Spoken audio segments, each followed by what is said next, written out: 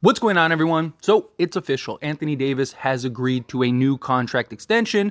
Lakers star Anthony Davis has agreed on a 3-year, $186 million max extension, tying him to the franchise through 2028 for a total of $270 million plus. Clutch Sports CEO Rich Paul tells ESPN Davis lands richest annual extension in NBA history at $62 million a year. The 270 is counting, this year and what his current contract runs through. Now, this isn't a surprise. This has been reported on numerous occasions that, hey, this was very likely going to get done at some point this week. Lakers wanted to get it out the way, which I'm totally okay with, right? Get it out the way. Don't have that linger. Don't have the questions of is Anthony Davis going to stay? Are they going to have to trade Anthony Davis? You don't want that narrative, right? You have a team that's good enough to go and contend for an NBA championship. One of the big things that the Lakers wanted to see was Anthony Davis play through injury and show he can stay healthy through a playoffs. And he did that. Now he has to continue to do that. Here's the thing, though. He needs to be the guy, right? He is being paid as if he is the best player in the league, and he needs to be that or close to that. And we know he's capable of it. We have seen him in stretches be just far and away the best player in the league, where he is just dominating both sides of the ball. And I'm not saying he has to be a guy that goes out and gives you 30, 15, 15, 10, some crazy stat line. I'm not saying it has to be anything like that. Even last year, he gave us 12 and a half rebounds, 26 points, 2.6 assists, 1.1 steal, and 2 blocks per game. That's very good. But it was the lack of consistency is the problem on the offensive end. He led the league in 30 and 15 games.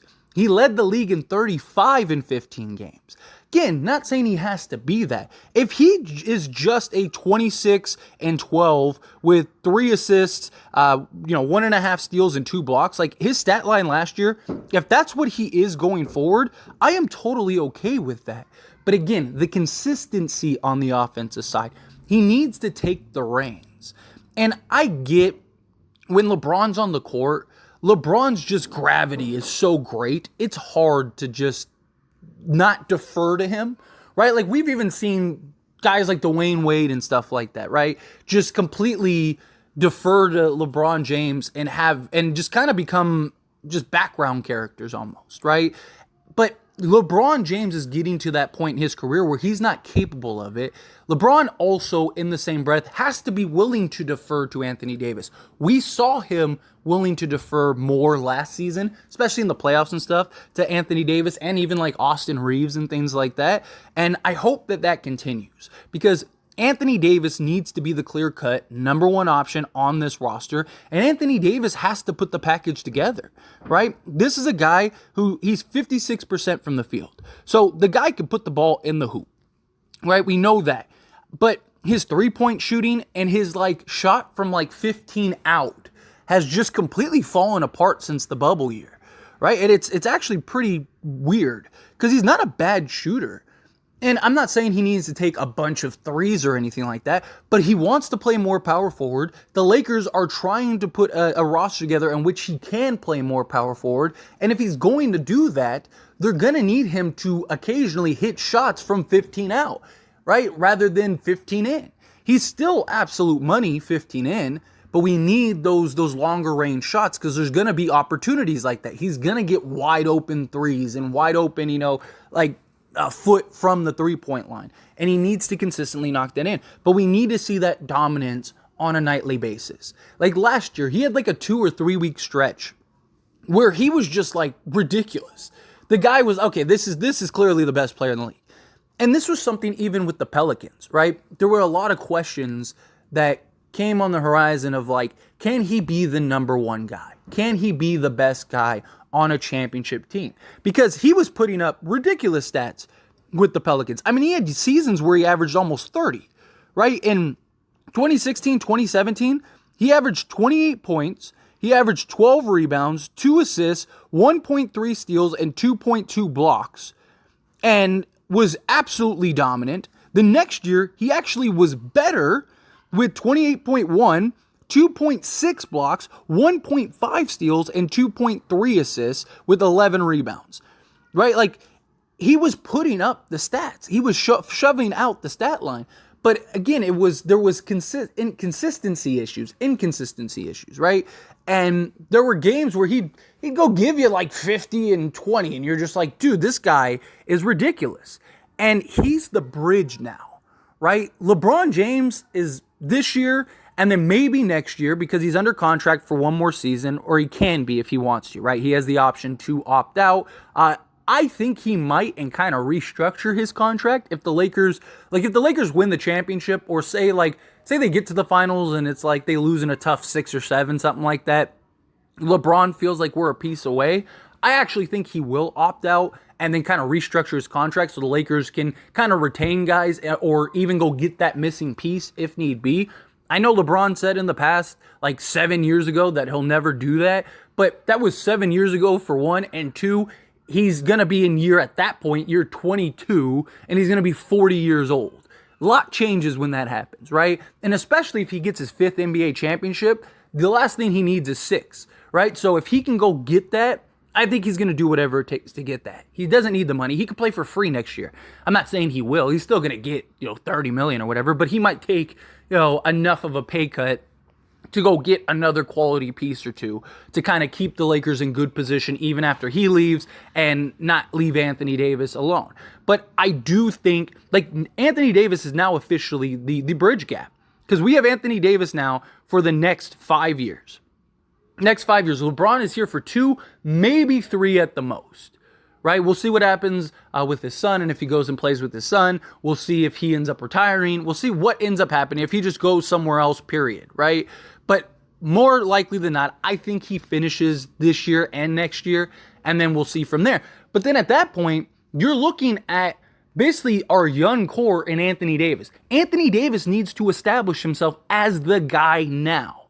Because then, once LeBron leaves, you have Austin Reeves, very likely Max Christie if he continues to grow and ends up delivering the way the Lakers believe that he'll deliver. So you got Austin Reeves, you got Max Christie, Jared Vanderbilt, who hopefully he continues to improve his three-point shooting. He looks really good so far, but granted, it's just training videos, stuff like that. He supposedly grew taller, whether he did or didn't, doesn't matter. Point is, he needs to work on an offensive game. If he gets that, then you have one of the best two-way players, if not the best two-way players in the league. And then on top of that, you have Rui Hachimura, who can just be a bucket getter, who I believe is the replacement for LeBron James at the power forward spot. And then you have Anthony Davis. That's a very good starting 5. Right? That is pretty much our starting 5 now that was in the Western Conference Finals, and if they win an NBA championship, are capable of winning an NBA championship. The only difference is LeBron James, where if Rui can step up and you can kind of, complement the main core of 5 with these other guys, you'd have Gabe Vincent, maybe you re-sign him at that point or go a different direction, whatever, or maybe Shafino's ready to be the backup, and then you still have Maxwell Lewis and all these young guys, Colin Castleton. Maybe you can retain Jackson Hayes long-term and Cam Reddish and stuff, and kind of, especially if you win a championship, do all these guys want to stay long-term? That is something you could do, and now you're a contender for the next, several seasons with Anthony Davis as the main guy. Or when LeBron leaves, maybe that other star says, hey, man, Anthony Davis, Austin Reeves, Rui Hachimura, Jared Vanderbilt, Max Christie, man, if I go there, we can definitely win a couple championships. It's LA, right? So Lakers are always going to be a destination. But if they have a good roster, that makes them more of a destination. And you're going to have players that are going to want to go to Lakers and try to win some NBA championships and kind of be cemented in history. So Anthony Davis is the bridge. But he needs to establish himself. He got the extension. He got it out the way. You don't have to worry about it no more, right? Now we're at the point where this is your team, man. Right? LeBron James, he's at the tail end. This is your team. This is your roster. We're building this to complement you. We're putting guys around you that can help. So we got a guy like Jared Vanderbilt, so that way you don't have to be the sole defender, right? You don't have to be the one to just lock everything down. Even though that's the one thing he is consistent at. I mean, there are very few players in the history of the NBA that can completely shut down an offense the way that Anthony Davis can. It's ridiculous how good he is defensively. He is far and away the best defensive player. But it's that offensive output we need to see consistently. We need that dominance from him that we saw. We saw that in the bubble year, and we saw that in 2021 in the playoffs against the Suns before he got hurt. Lakers probably go back-to-back if Anthony Davis doesn't get hurt. Because Phoenix had zero answer for Anthony Davis. They were up 2-1 and looking like they were about to go up 3-1, and then he gets hurt, and LeBron was on one leg, and Schroeder was never the same since he got COVID and got sick, and it just fell apart fast, right? Otherwise, we probably go to the NBA Finals, and then we're playing Milwaukee, and we match up a lot better against Milwaukee than the Suns did. And so, who knows what would have happened? But the problem is, that's the past. Coulda, woulda, shoulda, right? What we know right now is this is a championship-level contender.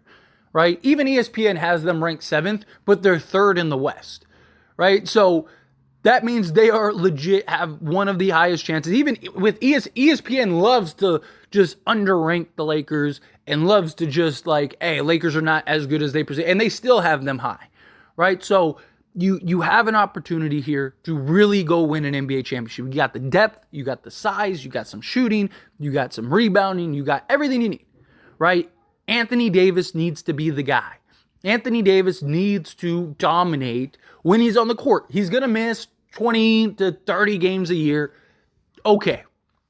Most guys in the NBA nowadays, especially star guys, stuff like that, miss like 20 games a year, right? Like the years of 81, playing a full season, all of that, like those days are pretty much gone. Like the only guys that really do that are like role guys and Mikal Bridges, right? Mikal Bridges seems to like always play.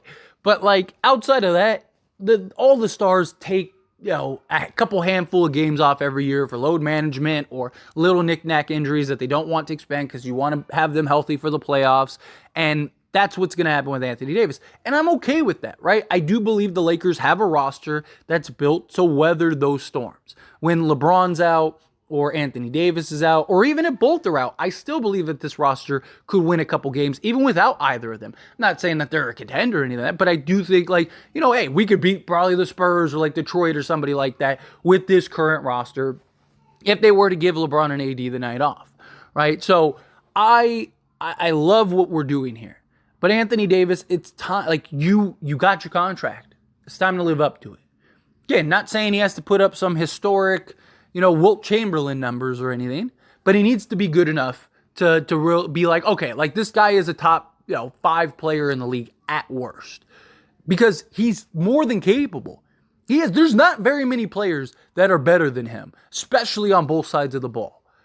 Like, the closest defensively is Giannis, but he has nowhere near the offensive game that Anthony Davis has. So, and many people believe Giannis is the best player in the league. If Anthony Davis can just put together the offense, then he would be the clear-cut best player. Same thing with Jokic, right? Many people think he's the best player in the league. But he has nowhere near the defense that Anthony Davis has. He has the offensive game, but he doesn't have the defensive game. And so, again, if Anthony Davis can put it together, he could be the best player in the league. Hands down, far and away. It's just, he needs to develop that killer. And he had that the bubble year, which is odd, right? Like, he showed that. I mean, he was hitting game winners. He was dominating. He was night in and night out looking like the best player on the floor, regardless of who the Lakers were playing. We need that again. But anyway, as always, this is a discussion, so I pass the question on to you. Let me know your thoughts and opinions down in the comments below. What do you think? How do you feel about Anthony Davis's extension? Do you agree with my points? Do you disagree? How do you feel? Whatever your thoughts are, love to hear it. Let me know down in the comments below.